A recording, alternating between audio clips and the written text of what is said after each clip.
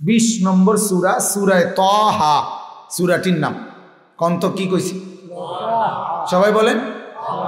যারা জীবনও কোরআন হাদিসের কথা শুনেনও না, পড়েনও না, বা কথা মুখ দিয়ে কনও না, তারাও কইবেন। বলেন ইনশাআল্লাহ। প্রত্যেকে বলবেন, বলেন ইনশাআল্লাহ।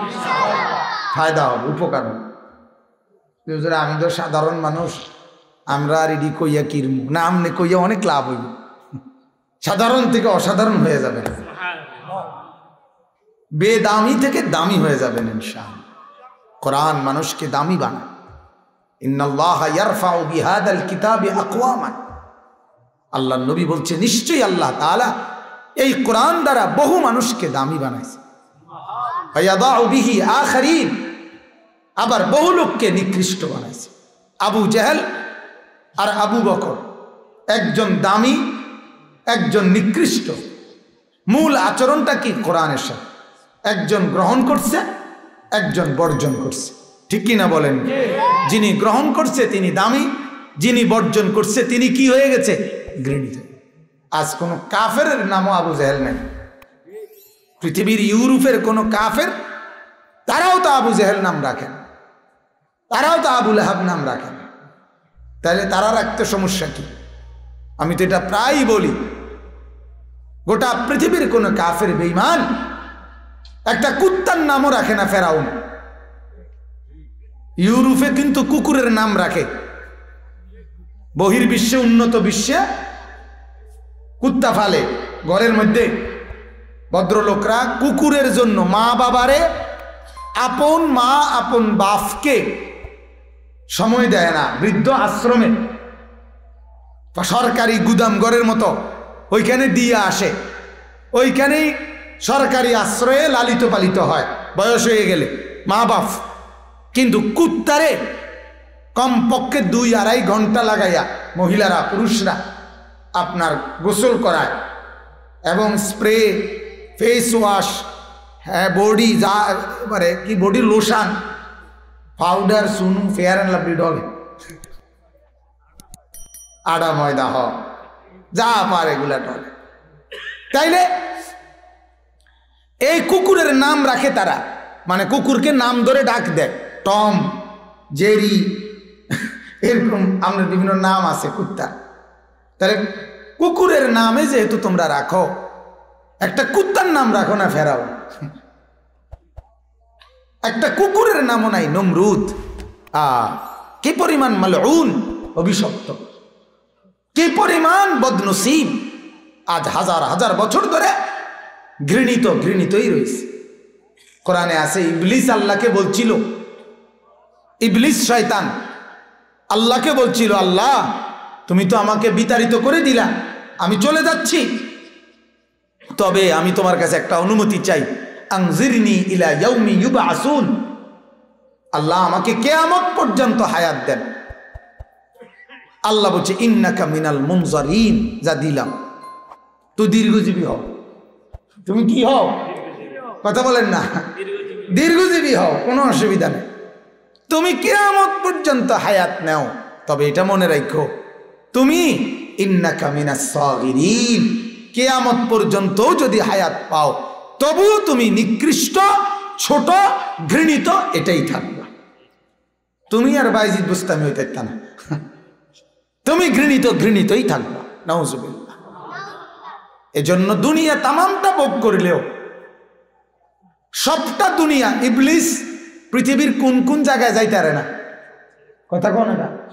হ্যাঁ, পৃথিবীর সব 800 কোটি মানুষ আমরা চিনি না, হেতে চিনি। কি ডাকাইতে ডাকায় কেউ তে চিনে না, তে 800 কোটি মানুষের চিনি, তারার বাপেরও চেনে, তারার দাদারও চেনেতে, তারার 14 গোষ্ঠীতে চেনে সে। হ্যাঁ, 14 গোষ্ঠী, বড় আব্বা লইয়েই তো 14 গোষ্ঠীকে চিনে সে, ইবলিস। তাই রে, তার জানাশোনা কত বেশি, পৃথিবীর কোথায় কি আছে সব সে জানে, মাটির তলে উপরে সব কিছু জানার পরেও, এত দীর্ঘ হায়াত পাওয়ার পরেও তারে আজও পৃথিবীবাসী শয়তানই বলে। কাফের বেঈমানরাও তাকে এই পর্যন্ত কোনো পদক দেয় নাই, এই পর্যন্ত কোনো সম্মাননা, এরকম কোনো পুরস্কার উনি এখনো পায় নাই, আগামী তো পাবে না। জুতার ফিডা ছাড়া, জারুর ফিডা ছাড়া তার কপালে। জারুর ফিডাও না, জারুর ফিডা তো নর্মাল ফিডা, এর থেকে নিকৃষ্ট। আল্লাহ বলছে লামান তাবিআকা মিনহুম লাআমলাআন্না জাহান্নামা মিনকুম আজমাইন। আল্লাহ বলছে ইবলিস মনে রাখিস, কিয়ামত পর্যন্ত যত লোক তোকে অনুসরণ করবে, আমি আল্লাহ বলে দিলাম তোকে এবং তোর অনুসারীদেরকে একত্রে আমি আল্লাহ জাহান্নাম পূর্ণ করব। তোর অনুসারীদেরকে নিয়ে তখন তুই জাহান্নামে থাকবে। ঈমানওয়ালারা নবীজির সাথে থাকবে, আর বেঈমান সব তুই জাহান্নামী, তুই নাফরমানের সাথে একসাথে থাকবে। বলেন নাউজুবিল্লাহ। অতএব বাবা মুসলমান ভাই, এই যারা বসছেন কলিজার ফিকির নিয়ে বসেন, দিলের মধ্যে একটু অনুভূতি নিয়ে বসেন। আপনি আমার এই বসার নেসবতেই বোঝা যায় আমরা মুসলমান, ঠিক কি না বলেন? এজন্যই তো বসছি, ঠিক কি না বলেন? অতএব মুসলমান হিসাবে আমার শুরু থেকে শেষ পর্যন্ত পরিচয়ের হালাত কি, আমার জিন্দিগিটা কেমন, আমি আসলে মুসলমান হিসাবে কি, আমার করণীয় কি, আমরা করছিটা কি, এটা জানা উচিত, আমাদের দেখা দরকার। আল্লাহ আমাদেরকে বুঝার তৌফিক দেন। তো যাই হোক, সূরাটার নাম কি বলেন? তাহা। তাহা এই সূরা 20 নম্বর সূরা। এই সূরার একটা বিশেষ বৈশিষ্ট্য হইল, এই সূরাটা এই মাত্র একটু আগে যার নাম বললাম, সাইয়্যিদুনা ওমর রাদিয়াল্লাহু তাআলা আনহু, মানে হযরত ওমর ইবনে খাত্তাব রাদিয়াল্লাহু তাআলা আনহু, আল্লাহর নবী সাল্লাল্লাহু আলাইহি ওয়াসাল্লামের দ্বিতীয় খলিফা যিনি, এবং সাহাবীদের মধ্যে শ্রেষ্ঠ সাহাবীদের মধ্যে দ্বিতীয় জন, ঠিক না? 1 নম্বর জন কে বলেন? আবু বকর। আপনার বাড়ি তো আবু বকর বলেন কেন?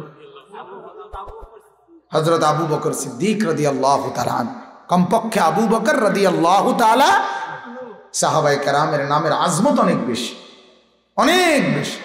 আল্লাহ নবী সাল্লাল্লাহু আলাইহি সাল্লাম বলেন, একজন সাহাবী অর্ধ মুদ, মুদ মানে আরব দেশের একটা পরিমাপ, এটা 2.25 কেজি, 2.25 কেজির মতো, 2.25 কেজি আটা বা গম যদি কোনো সাহাবী আল্লাহর রাস্তায় দান করে থাকে, আর তোমরা যদি পরবর্তী কেউ আইসা উহুদ পাহাড়টা পুরা স্বর্ণ স্তূপ আল্লাহর রাস্তায় দান করো, তাহলে সাহাবীর ওই 2.25 কেজির আটা বা গমের দানের সমপরিমাণ মর্যাদাও তোমরা পাইবে। আল্লাহর নবী বলছে, কথা বুঝছেন নি? এই পরিমাণ দাম সাহাবীদের। হযরত আব্দুল্লাহ ইবনে মুবারক রাহমাতুল্লাহি আলাইহি একজন বড় বুজুর্গ ছিলেন, মুহাদ্দিস আলেম। উনি বলছেন, নবীজির একজন সাহাবীর ঘোড়ার, উনি যে যুদ্ধ করছেন আল্লাহর পথে, যুদ্ধ করছেন যে ঘোড়াটা দিয়ে, এই ঘোড়ার নাকের ছিদ্রে যে বালুর কণা ঢুকছে, পরবর্তী পৃথিবীর সমস্ত নেককার, সমস্ত পীর বুজুর্গ, আউলিয়া, গাউস, কুতুব, আলেম, ওলামা, দিনদার, ফরহেজগার, মুত্তাকি, আবেদ, জাহেদ, সব এক পাল্লা। আর সাহাবীর নিজের না, ওনার ঘোড়ার নাকের ছিদ্রে যেই বালু ঢুকছে, সে বালুর দাম বেশি। সাহাবীদের মর্যাদা, রাসূলুল্লাহ সাল্লাল্লাহু আলাইহি সাল্লামের সংস্পর্শপ্রাপ্ত সাহাবীরা। তো বলতেছিলাম, সাইয়্যিদুনা ওমর রাদিয়াল্লাহু তাআলা আনহু, তিনি এই সূরাটা, সূরা তাহা, উনি যেদিন আল্লাহর নবীকে হত্যা করতে রওনা দিছিলেন, পথে উনি শুনছেন নুআইম নামে একজন মুসলমান সাহাবী, উনি ওনাকে বলছে, তুমি যে মুহাম্মদকে হত্যা করতে যাচ্ছ, তোমার বোন আর বোন জামাই তারাই তো মুসলমান হয়ে গেছে। তখন ওমর বলছে, আরে কি কও, ঘর ঠিক করে আগে তাহলে ঘরে ফিরতে লই, আর পরে যাওয়াই বলবো, বাড়ি ঠিক না করে আর বাইরে যাবো কিতাম। তো যিনি যেই আসছে, আল্লাহর নবী সাল্লাল্লাহু আলাইহি সাল্লামের কালেমা পড়ে মুসলমান হয়ে গেছে ওনারা, ওমরের বোন আর বোন জামাই। তো এই ওনাদেরকে যখন অনেক নির্যাতন করছে, মারছে, এই ওনার বোনের নাম ছিল ফাতেমা, বোন জামাইয়ের নাম হলো সাঈদ ইবনে জায়েদ। বেহেশতের সুসংবাদ প্রাপ্ত আশারায়ে মুবাশশারা এই 10 জন সাহাবী আছে যাদেরকে আল্লাহর নবী একত্রে বেহেশতের সুসংবাদ দিছিলেন। এর মধ্যে হযরতে ওমরের এই বোন জামাই একজন, এই যিনি শুরুতে যাকে ইসলাম গ্রহণ করার কারণে ওমর খুব মারছিল। তো হযরতে ওমর রাদিয়াল্লাহু তাআলা এই বোন আর বোন জামাইকে চূড়ান্তভাবে যখন মারতেছিল, তখন মারতে মারতে ওনার বোনের কপাল থেকে যখন রক্ত ঝরে পড়ছে, কিতাবে আছে তখন ওনার বোন এই সময় গিয়া রক্ত হাতে নিয়া হযরতে ওমরকে বলছে, ফাতেমা ওনার বোনের নাম, যে ওমর, এই রক্ত সেই রক্ত যে মা তোকে জন্ম দিছে, সেই মা আমাকেও জন্ম দিছে, তো এক রক্ত আমরা 2 ভাই বোনের, তুই কেমনে এক মায়ের সন্তান হইয়া আমার রক্ত ঝরাইতে পারলি? কিতাবে আছে। এইটা বলাতে ওমর মাথা নোয়ায় ফেলছে, অর্থাৎ আর বাকি আঘাত কি করে নাই, করে না। অর্থাৎ তুই কি করলি? আমি কি তোর এক মায়ের বোন না? আমি কি তোর রক্তের বোন না? তুই কেমনে রক্ত ঝরাইলি? হযরত ওমর রাদিয়াল্লাহু তাআলা আনহু তখন থেমে গেছে, মানে রাগ হজম করে ফেলেছে। তখন উনি বলছেন, আমি যখন ঘরের দুয়ারে আসছি তখন শুনতেছিলাম তোরা 2 জন কি যেন পড়তেছিলি, হেডি কি পড়ছ ক শোনা। এই তখন বোন দেখেন, ইসলামের দাওয়াত এটাকেই বলে। রক্তাক্ত অবস্থাতেও ইসলামের দাওয়াতের নিয়ম হইল নিজের জান দিয়ে হলেও একজন মানুষ যদি কালেমাওয়ালা হয় সেটা কামনা করা।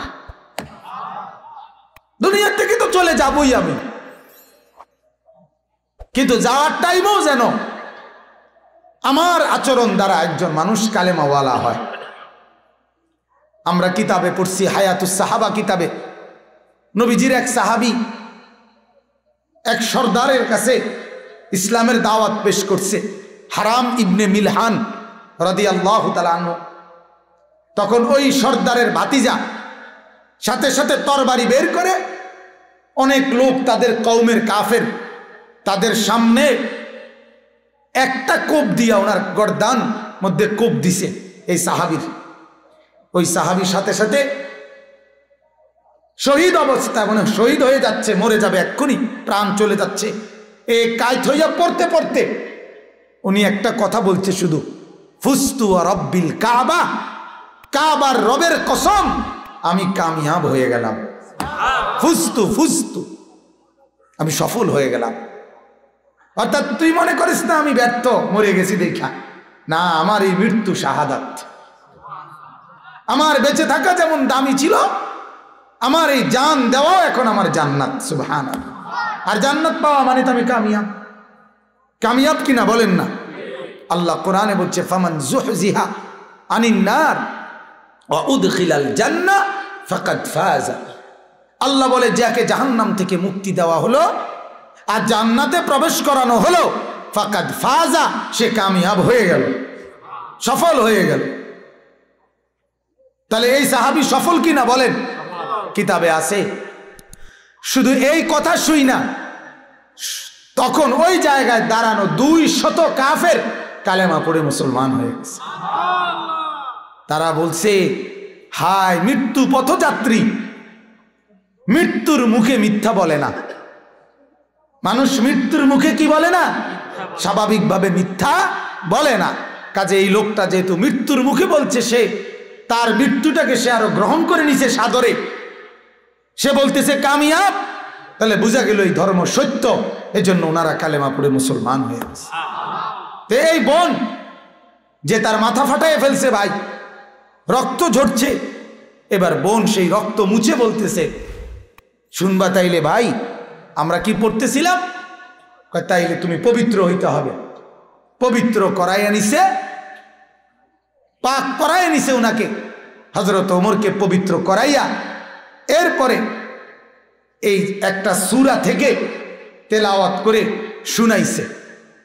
এই শুনানোর পরে কোরআনুল কারীমের যেই সূরাটা শুনে একটু শুই নাই, হযরত ওমর দাঁড়াইয়া বলছে, বোন আর লাগবে না, আমি বুঝে ফেলছি। কি বুঝছো? বলছে চলো বুঝামু তোমার, আইও তোমরা দুজনও চলো। বলছে কোথায় যাবা? বলছে ওই মুহাম্মদের কাছে চলো। তো ফাতেমা বলতেছে, ভাই মুহাম্মদের কাছে কেন যাবা?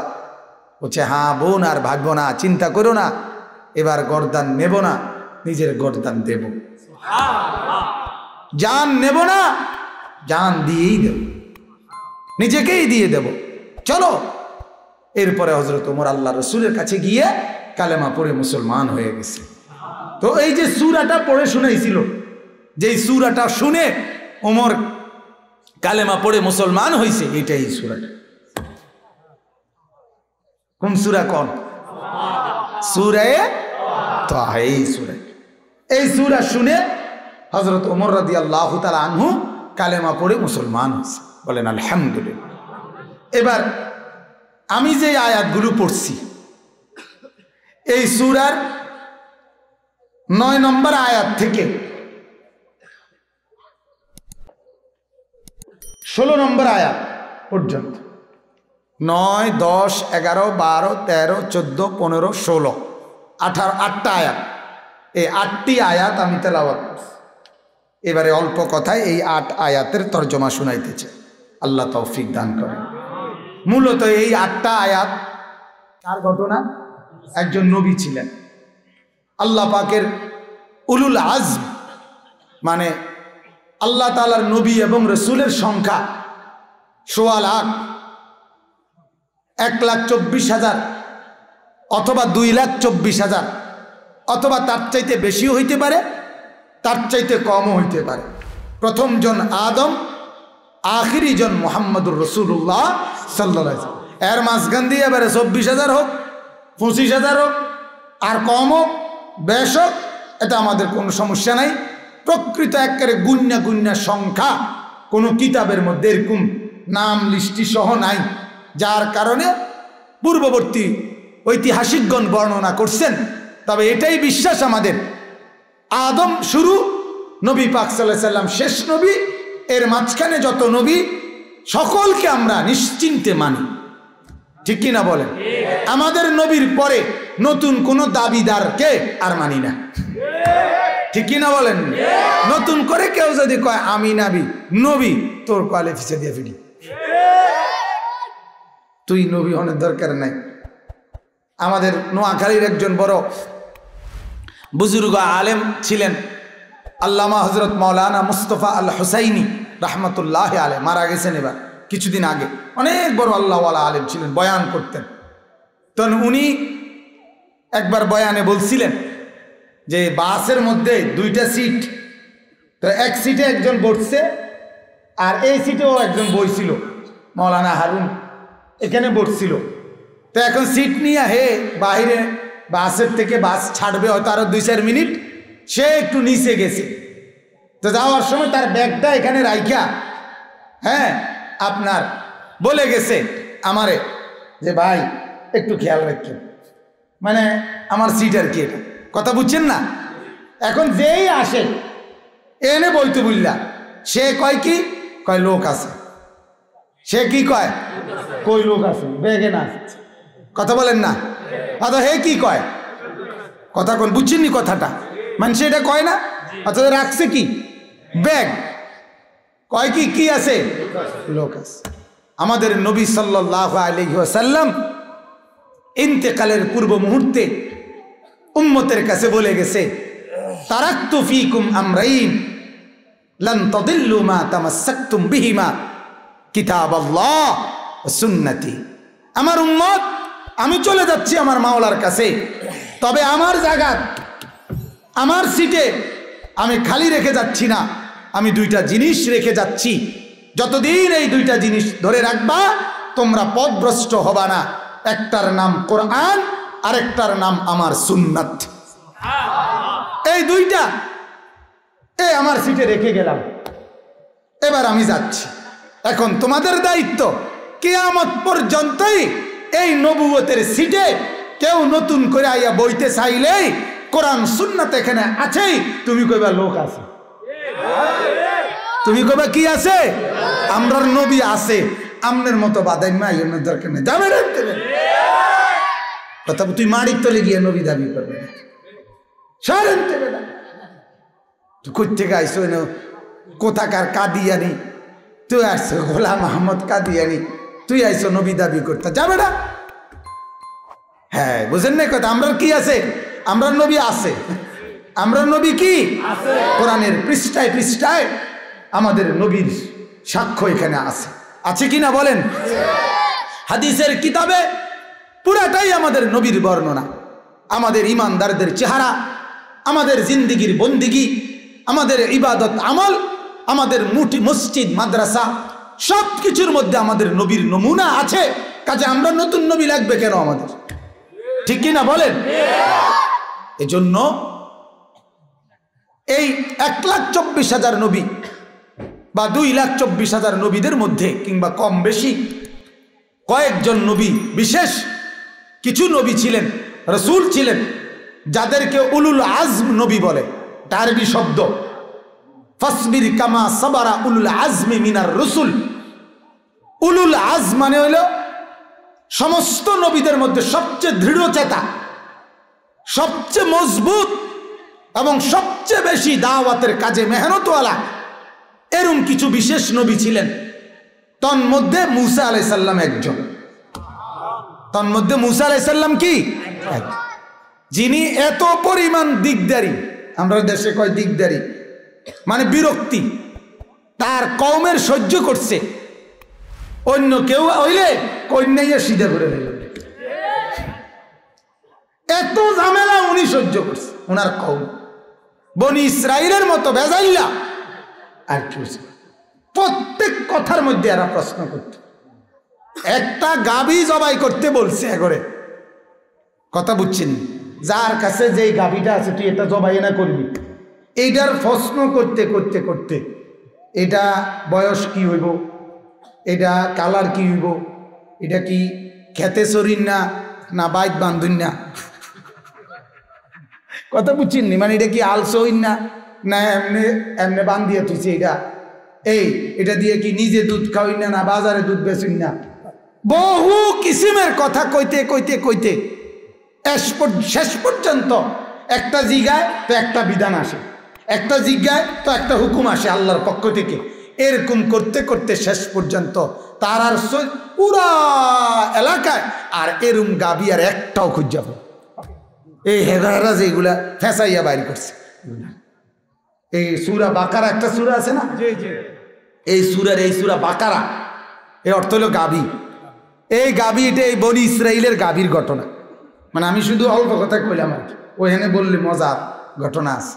তারার প্রশ্নের ছোটে অতিষ্ঠ করে লাইছে মানে মূসা আলাইহিস, কিন্তু উনি সহ্য করে গেছে, করে দাওয়াত দিয়ে গেছে, বারবার বলে গেছে, বারবার বলে গেছে, বারবার বলে গেছে।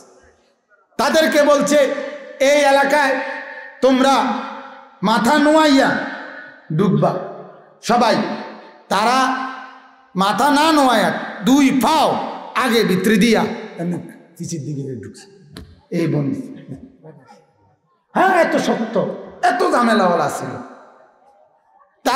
তারাই নিজে বলছে আমগরে আসমান থেকে খানা ডেইলি নামবে, আমরা খামু, তাহলে আমরা ইবাদত করব। ঠিক আছে, মূসা আলাইহিস সালাম আসমান থেকে মান্না সালওয়া নামে খানা নামায় দিছে, খায়, এরপরে ইবাদত করবে। কিছুদিনের ব্যবধানে বলতেছে যে না, লান নাসবিরা আলা তাআমিন ওয়াহিদ, না না ডেইলি এক ওয়াদের খানা বুঝু ধরেন, এটা বদলাই দেন। দেখছেন নি এবারে হেরাই, মানে হেরাই ফুলার বাপ, হেরাই মাইয়ার বাপ। আমার এক ওস্তাদ ছিলেন, একবার ওই আমাদের এক ছাত্র ভাই রোমের মধ্যে দুষ্টামি করছি আমরা সবাই মাদ্রাসার জীবনে, তো হেঁটে গিয়ে বিচার দিয়ে আইছে। তো বিচার দিয়ে আসার পরে হুজুরের নিচের থেকে বেত নিয়ে যখন রোমে আইছে, আইয়া জিজ্ঞাসা করছে আর যে কি হয়েছে ঘটনা হে কয় না হুজুর কিচ্ছু হয়েছে না, মানে মানে ওই আমরা মিল করে লাইছি আর কি নিজেরা নিজেরা। হুজুর আইবার আগে আগে সমাধান। তখন এই হুজুরে বলছিল তুই তো ফোলার বাপ, তুই তো মাইয়ের বাপ, বিচারও দিলি তুই, মানে আমি আইএসআর সিয়ার কস আর বিচার নাই। তো এই বনি ইসরাইল প্রত্যেক কথায় কথায়, প্রতিটা কথায় তারা প্রশ্ন করত। কিন্তু হযরতে মূসা আলাইহিস সালাম উলুল আজম ছিলেন, একেবারে দৃঢ়চেতা মজবুত ছিলেন, যার কারণে উনি ওনার দায়িত্ব পূর্ণ আদায় করেই আল্লাহর কাছে চলে গেছেন। সুবহানাল্লাহ। আল্লাহর পাক মূসা নবীর ঘটনা বিস্তারিতভাবে কোরআনের এই এক সূরা না, বহু সূরাতে আল্লাহ তাআলা মূসা আলাইহিস সালামের ঘটনা উল্লেখ করেছেন। এই কথাটা শুধু বোঝানোর জন্য, নবী আপনার উম্মত আপনাকে বহুমুখী কষ্ট দিবে, পেরেশানি দিবে, অস্থিরতা করবে, আপনিও উলুল আজম দৃঢ়চেতা নবীদের শ্রেষ্ঠ আপনি, কাজেই আপনিও তার চাইতে বেশি মজবুত থাকবেন। সুবহানাল্লাহ। এখান থেকে এটা শিক্ষা, এখান থেকে এটা বুঝ। আল্লাহর কথা যারা বলে, মসজিদের ইমাম, উলামায়ে কেরাম এবং মুসল্লিদের মধ্যেও তাদের সবর সবচেয়ে বড় পুঁজি। আমাদের সবচেয়ে বড় খামখেয়ালি বাজান, অনেক ফ্যামিলিতে 2, 4, 5 বার, 2, 4, 10 বার সন্তানকে, পরিবারের সদস্যদেরকে নামাজ রোজা ভালো হওয়ার কথা বলে এরপরে হাত পাও ছেড়ে দেয়, সিদ্ধান্ত দিয়া লাই হইতো না। হুজুর কইছি এই অজাতের দিয়ার কোনো লক্ষণ নাই, একেবারে অসিব্য ফিরে গেছে আমার ফোলাগা, এই নিজে নিজেই ফয়সালা দিয়া, নিজে নিজে আর হইতো না হুজুর, আর মাদ্রাসাত পড়তো না, আর সে ভালো হইতো না। আশ্চর্য কথা, 950 বছর বলার পরেও নূহ আলাইহিস সালাম এই কথা বলে নাই যে আল্লাহ আমি আর পারতেছি না, বরং উনি কেবল বলছেই বলছে, বলছেই বলছে, বলছেই বলছে। যেদিন আল্লাহ বলছে 950 বছর, দোস্ত খামখেয়ালি কথা না, একদিন 2 দিন না, 950 বছর। আমরা বাপ দাদা 14 গোষ্ঠীর হায়াত মিলাইলেও তো 950 বছর হইতো না। কথা বলেন না? 60 করে মিলান না, 70 করে মিলান না, কয়জনের বংশ মিলাইবে? তাইলে 950 বছর বলার পরও আফসোস করে নাই, অস্থিরতা দেখায় নাই, বলতেই থাকছে। আর আপনি 950 বারও তো কইছেন না, কথা বলেন না, 950 বার বলছেন। তাইলে এই জন্য আমি ওনার কাছে, আপনার কাছে আমার অনুরোধ, আল্লাহর ঘর মসজিদ দিয়ে চেষ্টা করতে হবে, নিজে আগে দোয়া করতে হবে আল্লাহর কাছে যে আল্লাহ তোমার ঘর দিয়েছি, এবার তুমি তোমার বান্দাদেরকে মসজিদের দিকে ঝুঁকায় দাও। এই দিলের মধ্যে যদি এই চাহাত, আগ্রহ, এই প্রেরণা, এই দোয়া আল্লাহর কাছে করতে থাকে, রব্বুল আলামিন ইমানদারের দিল আল্লাহ ঝুঁকায় দেবে ইনশাআল্লাহ। বলেন ইনশাআল্লাহ। তাইলে আমি বলতেছি এই কথা যে আল্লাহ পাক নবী সাল্লাল্লাহু আলাইহি সাল্লামকেও এই কথা শিক্ষা দিয়েছেন। এই জন্য কোরআনে মূসা আলাইহিস সালামের ঘটনা খুব বিস্তারিত উল্লেখ করছে আল্লাহ কয়েকবার, বিভিন্ন খান দিয়ে, এখানেও একবার বলছে। এখানে আল্লাহ তাআলা কি বলছেন, আমি মূলত একটা কথা বলার জন্য মূলত এই ঘটনাটা পড়ছি আর কি। আমি অর্থগুলো বলবো শুধু আপনাদেরকে বোঝানোর জন্য, মানে এই 8টি আয়াতের বক্তব্যটা বোঝানোর জন্য একটা ছোট্ট কথা আগে বলি, তাইলে আপনারা অর্থ বুঝতে খুব সুবিধা হবে। হযরতে মূসা আলাইহিস সালাম আল্লাহ পাকের একজন নবী, ঠিক কি না বলেন? এবং উচ্চ দরজার নবী, উলুল আজম নবী, যারা খুব দৃঢ়, মানে ওনার কওমের 100 রকমের পেরেশানিতেও যারা কি হাল ছাড়ে নাই। কথা বুঝছেন কিনা? বলতেই থাকছে, মেহনত করতেই থাকছে। তো মূসা আলাইহিস সালাম সর্বপ্রথম যখন প্রাপ্তবয়স্ক হয়েছে, সংক্ষেপ একদম অল্প কথায় বলি, তখন আপনারাও অনেকে শুনছেন, বাজারের মধ্যে মূসা আলাইহিস সালামের বংশের নাম ছিল বনি ইসরাইল, আর ফেরাউনের বংশের নাম ছিল কিবতি। কিবতি বংশ, কিবতি, এই 2 বংশের 2 লোক ঝগড়া লাগছে। কিবতি লোকটা ফেরাউনের অন্যায়ভাবে মূসা আলাইহিস সালামের কওমের লোকটাকে অন্যায়ভাবে মারতেছিল, মারাত্মক। মূসা নবী বাধা দিছেন, লোকটা শুনে নাই, মূসা আলাইহিস সালাম একটা থাপ্পড় দিছেন, হেইতে রে ফাকাদা আলাইহি, দিছে থাপ্পড় হয়তো সরে যাওয়ার লাগিয়া, থাপ্পড় তো এর আগেও কত মানুষে দিছে, এর পরেও দিতে আছে, কিন্তু এই থাপ্পড় এটা এইসা থাপ্পড়, এক থাপ্পড়ে সে মারাই গেছে, হেতে নাই কি থাপ্পড়টা দিছে। কথা বুঝছে? আমি প্রায় বলি, আমার মাঝে মাঝে কথা মনে হয়, এশার নামাজ, ফজরের নামাজ, এই নামাজগুলো না পড়ে পড়ে যারা বছরের পর বছর ঘুমায়, দিনের পর দিন ঘুমায় থাকে, ছেলেরা, যুবকেরা, মারা, পুরুষেরা, বাবারা, মুসলমান, যদি আল্লাহ তাআলা একজন ফেরেশতাকে একটাবারের জন্য বলতেন, ফেরেশতা এই নাফরমানকে শুধু একটা চটকনা দিয়ায়, তাইলে তার 14 গোষ্ঠীর জীবনে আর কোনোদিন সে নামাজ ছাড়ত। কিন্তু মালিক বড় দয়াবান, মালিক বড় দয়াবান। 10 ঘন্টা লাগাতার ঘুমাবার পরেও আল্লাহ দেখতেছে আমার নাফরমান বান্দা ফজরের নামাজ পড়ে নাই, 7:30 বাজে চোখ মেলতে চাইছে, 8টার সময় সকাল চোখ মেলতে চাইতেছে, আল্লাহ তো দেখতেই আছে আমার নাফরমান আমার ফজরের সেজদা করে নাই, তবুও মালিক কি পরিমাণ দয়াবান, এত বড় নাফরমানির পরেও আল্লাহ চোখটা মেলে দেয়।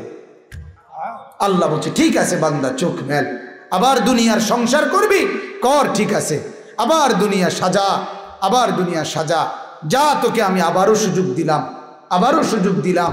এভাবে প্রতিদিন মাওলা সুযোগ দেয় আর অপেক্ষা করে। হাদিসের মধ্যে আছে প্রত্যেকটা নাফরমান যখন আল্লাহর নাফরমানি করে, বিশ্বাস করেন বাপ, এই জমিন খোদার কসম আল্লাহর কাছে অনুমতি চায়, আল্লাহ এই বেঈমানকে নিয়া আমি শুধুমাত্র একটা উল্টানি দেই, আপনার কাছে অনুমতি চাচ্ছি, আল্লাহ ওয়াইজারুম বিসনাত এই পাশ ও পাশ করে আমিও আমার জমিনের তলদেশটা একটু নিচের দিকে উঠাই আর উপরটা নিচের দিকে নেই, মাটি এত আমার নিচের মাটি উপরে তুলি, উপরের মাটি নিচে তুলি, আমি শুধু একটা গড় দেবো আল্লাহ, অরে নিয়া আপনি আমার একটু ইজাজত দেন।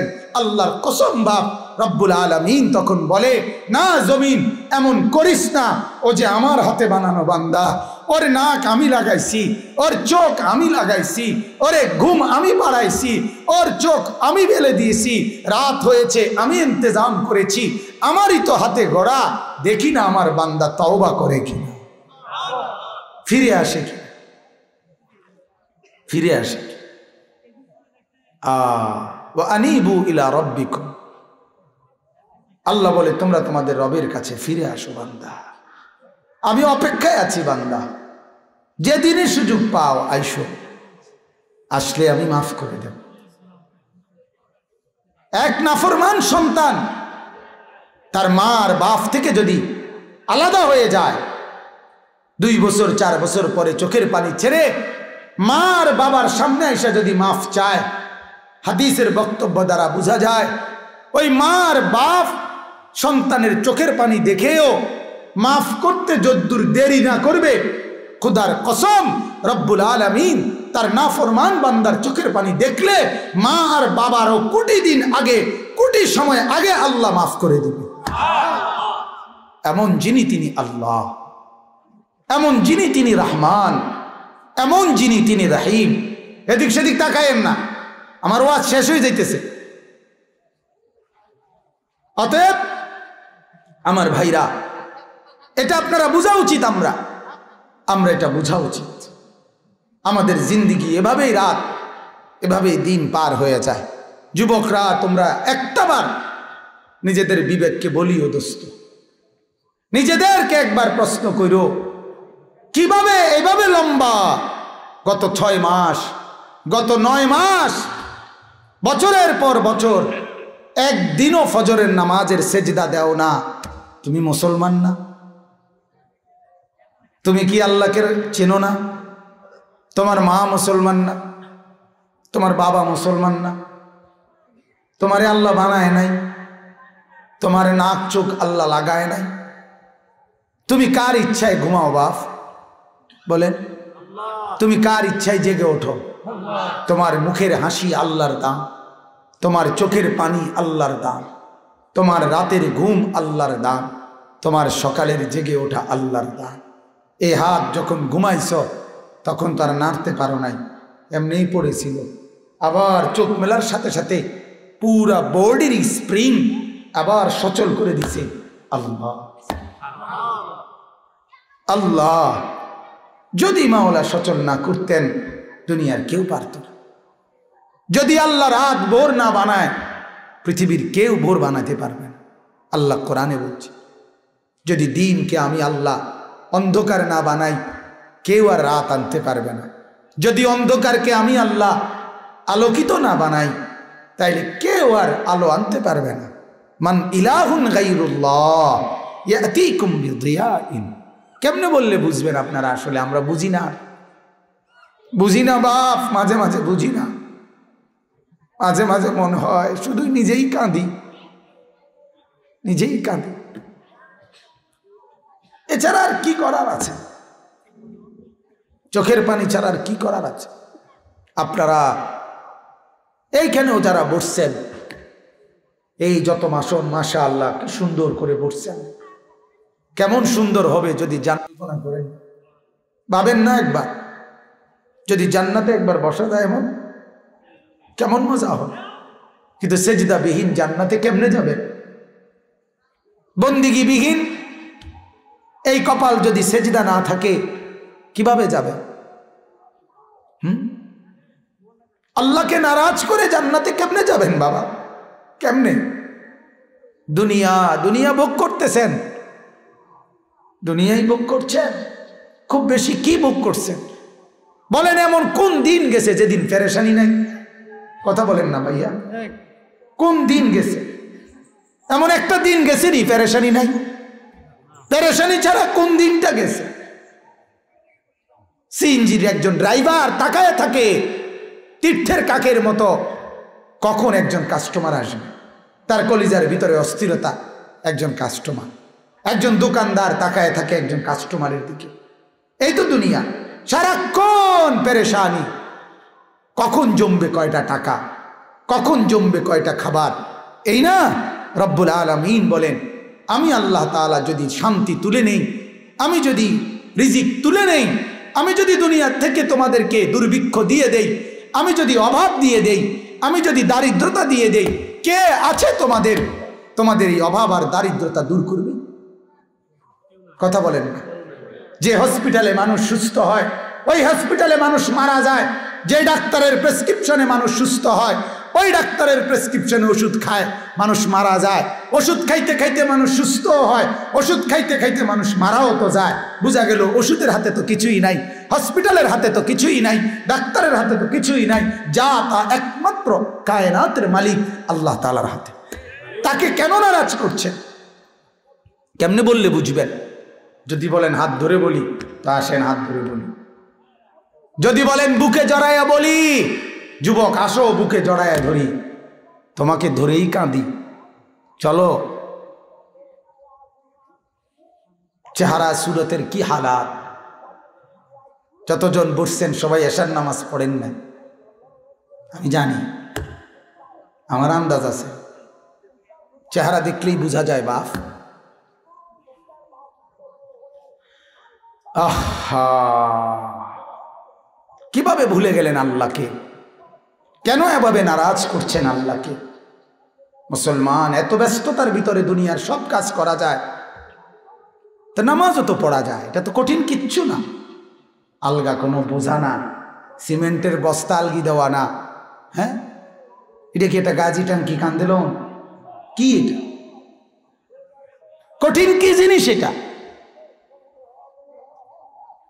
চলেন, আল্লাহ আমাদেরকে বুঝ দান করেন।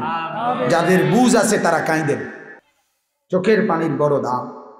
আল্লাহকে চোখের পানি ফেলে বলবেন, আল্লাহ আমার জাতিকে বাঁচান, আমার কওমকে বাঁচান, যুবকদেরকে বাঁচান, মা মেয়েদেরকে বেপরদিগি থেকে বাঁচান।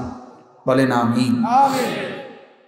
তো আল্লাহ তাআলা এই মূসা আলাইহিস সালাম ওই লোকটাকে যখন মেরে ফেললো চড়ের আঘাতে, তখন মূসা আলাইহিস সালাম মিশর ছেড়ে মাদায়েন পার্শ্ববর্তী একটা এলাকা, অনেক দূর, ওইখানে তিনি চলে গেলেন যাতে ফেরাউনের বাহিনী ধরতে না পারে।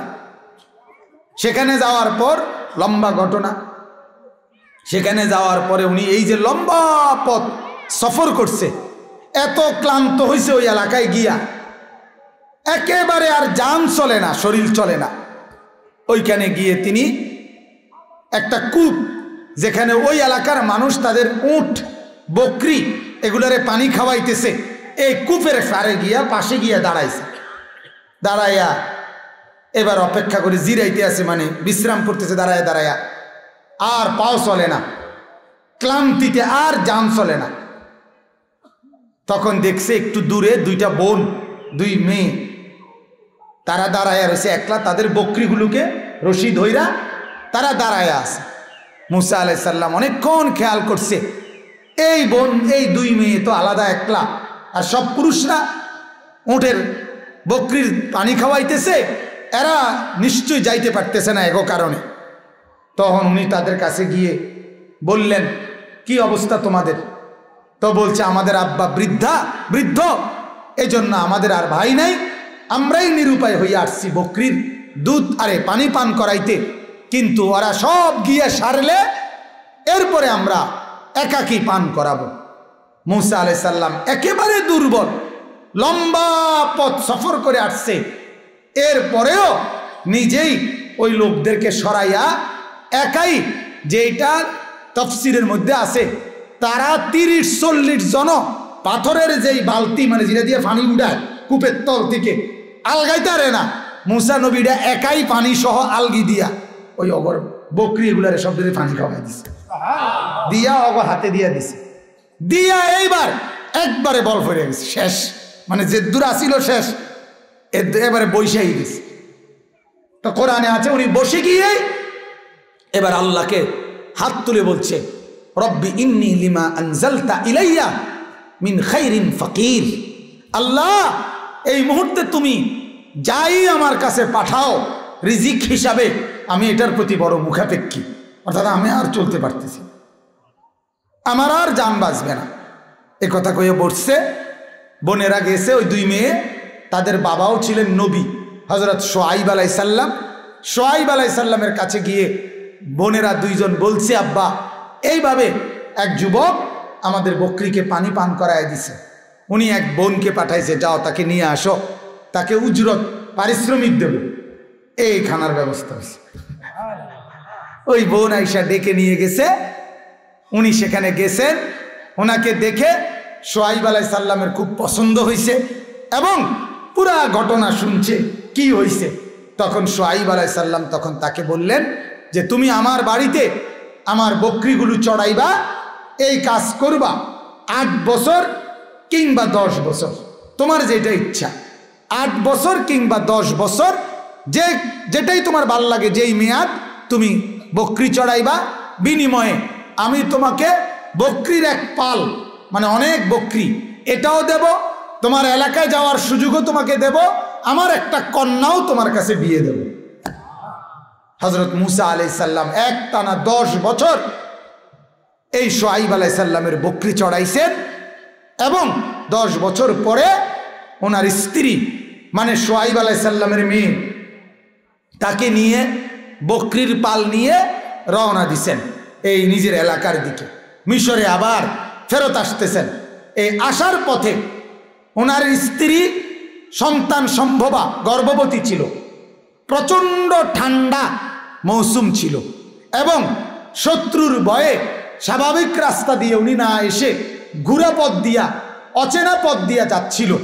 এই অবস্থায় উনি, রাত্রি অন্ধকার, চতুর্দিকে অন্ধকার, কনকনে ঠান্ডা, পায়ের নিচের মধ্যে বরফ এর চাকা পড়ে গেছে, এই অবস্থাতে ঠান্ডা শীতে একদিকে কাইত, আবার অন্ধকার, আবার রাস্তা হারায় ফেলছে, মানে এখন কোন দিকে যাইব আর কইতে পারতেছেন। এই সময়ে উনি হঠাৎ করে দেখলেন সামনে একটা পাহাড়, পাহাড়ের পাশ থেকে উনি তাকাইয়া দেখলেন পাহাড়ের একটা টিলাতে, মানে একটু উঁচু জায়গাতে একটা গাছের মধ্যে আগুন জ্বলতেছে। উনি সাথে সাথে ওনার বিবিকে বললেন যে, তুমি এখানে অবস্থান করো, তোমরা এখানে দাঁড়াও, মানে এখানে তাফসীরে আছে উনি ওনার সাথে কোনো খাদেম দাসী বান্দি বা এরকম কেউ ছিল, আরো বকরিও তো আছে, কথা বুঝছেন কিনা? এগুলো নিয়ে বলছে তোমরা নিচে দাঁড়াও, আমি উপরে যাই, হয়তো সেখানে আমি তোমার জন্য একটু আগুন আনতে পারলে, আগুনের স্ফুলিঙ্গ মানে আগুনের কয়লা আর কি, এটা যদি আনি তাহলে আগুন পোহাইলে তোমার ঠান্ডাটা কি কমে যাবে, অথবা যেহেতু আগুন দেখা যায় বোঝা যায় নিশ্চয় আগুন ফোয়াইন না কোনো মানুষও থাকতে পারে না, নাহলে কি আর বেহুদা আগুন জ্বলেনি, ওইখানে আমি হেদায়েত মানে দিক নির্দেশনা পথ পাবো, আমার রাস্তা জিগাইতে পারবো ওইখানে যদি কোনো লোক বসা পাই। এই কথা বলে ওনাদেরকে নিচে রেখে এরপরে উনি উপরে উঠে গেলেন, ওইখানের পারে ওই গাছটার কাছে তিনি গেলেন, গিয়া দেখে আল্লাহর কুদরত। তাফসীরের মধ্যে আছে গাছটা এরকম যে পুরা গাছের মতো মধ্যে আগুনের মতো ধাউ ধাউ করে জ্বলতেছে, কিন্তু মূলত এগুলো আগুন ছিল না, এগুলো ছিল রব্বুল আলামিনের নূর, সুবহানাল্লাহ। আর মূসা আলাইহিস সালাম অপেক্ষা করতেছে যে এই যে জয়লা কোনো ফাতা যদি জয়লা পড়ে, কথা বুঝেন নাই, তাহলে তো এখান থেকে একটু কি পাবে, আগুন পাবে, এরকম কোনো ফাতা জয়লাও পড়ে না।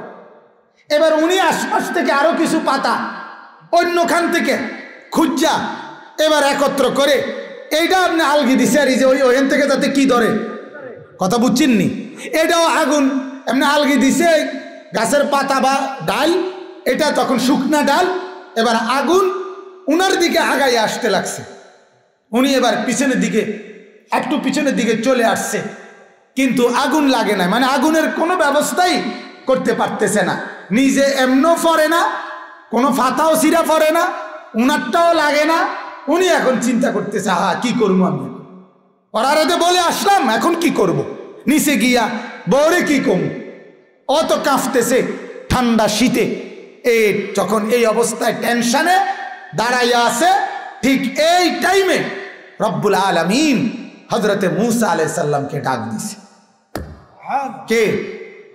এবার আয়াতের তরজমা শুনেন তাহলে বুঝতে, বলে এরপরে বুঝবেন যে এই কিচ্ছা কনের অর্থ কি, মানে যে হুজুর এই ঘটনা আমগরে শুনাইলেন কেন, কথা বুঝছেন, এটা বলতেছি এখানেই আছে, আপনি বুঝবেন কেন বলতেছি। আল্লাহ রাব্বুল আলামিন বলতেছেন ওয়া হাল আতাকা হাদিসু মূসা, হে নবী আপনাকে শোনাচ্ছি, আপনার কাছে সেই খবর কি পৌঁছেছে, মূসা নবীর ঘটনা, আল্লাহ নবীকে শুনাইতেছে, আপনাকে আমি মূসা নবীর ঘটনা শুনাইতেছি। এবার কি, ইদ রাআ নারান, আল্লাহ তাআলা বলেন ওই পাহাড়ের চূড়ায় টিলার কাছে প্রচন্ড শীত আর কনকনে ঠান্ডার মধ্যে বিবি বকরি খাদেমা নিয়ে হযরতে মূসা যখন পেরেশান অবস্থায় আগুন দেখতে পেলেন, ইদ রাআ নারান, যখন তিনি দেখলেন আগুন।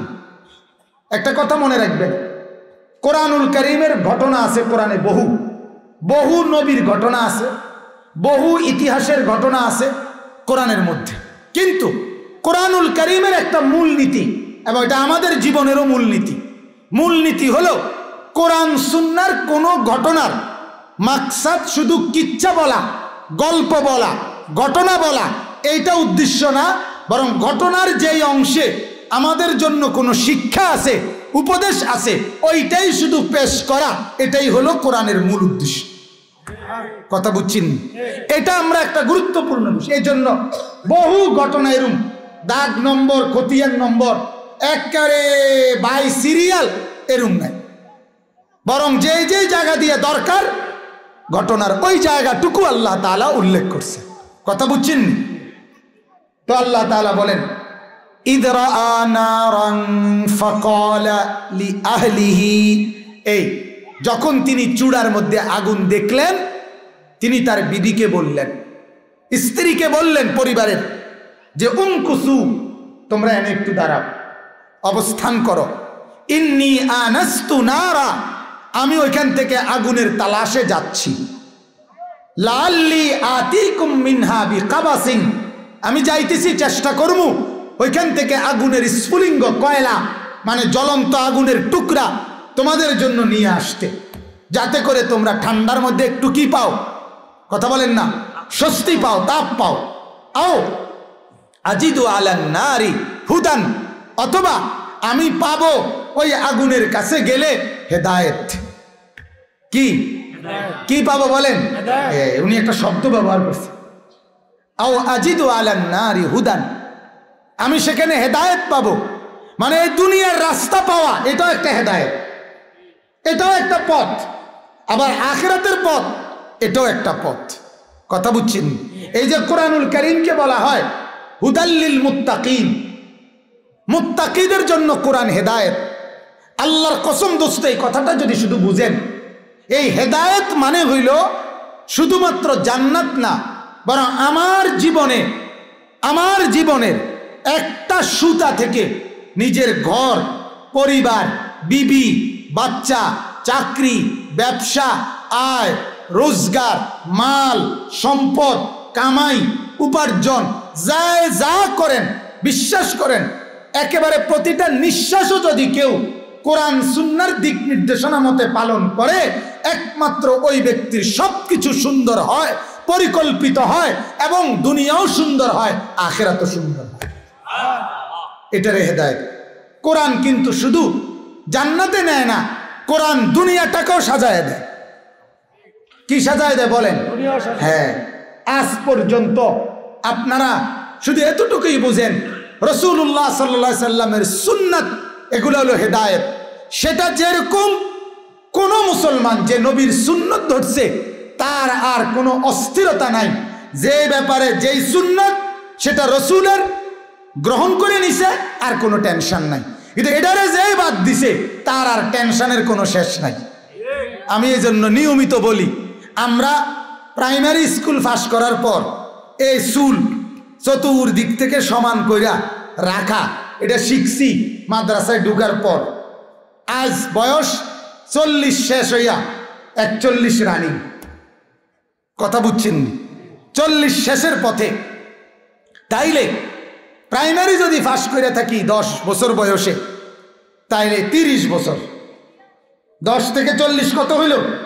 আজ 30 বছরে আর কোনো দিন একটা বারের জন্য ভাবতে হয় নাই যে চুলের আর কোনো ডক লইতাম নি।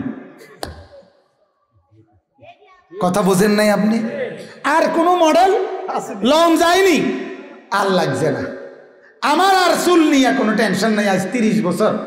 আল্লাহ যদি আগামী 300 বছর হায়াত দেয় তাইলেও কোনো টেনশন নেই। কথা বুঝছেন নি আপনি? সুন্নতের বরকত এটা, সুন্নতের বরকত এটা। পাঞ্জাবি গায়ে দেওয়া শিখাই দিছে মাদ্রাসায় ঢুকার পর। আজ 30 বছরে আর অন্য কোনো জামা গায়ে দেওয়ার দরকার হয় না। আজ 30 বছরে যেদিন থেকে দাড়ি উঠছে, দাড়ির তালে দাড়ি উঠছে, এটা বড় হইছে, এন্দিয়া নাইকা, এন্দিয়া কা, এত কথার চিন্তাও করছি না। রাসূলের সুন্নাত, আল্লাহর হুকুম পালন করতে থাকছি, এই নিয়ে আর কোনো টেনশন করতে হয় নাই।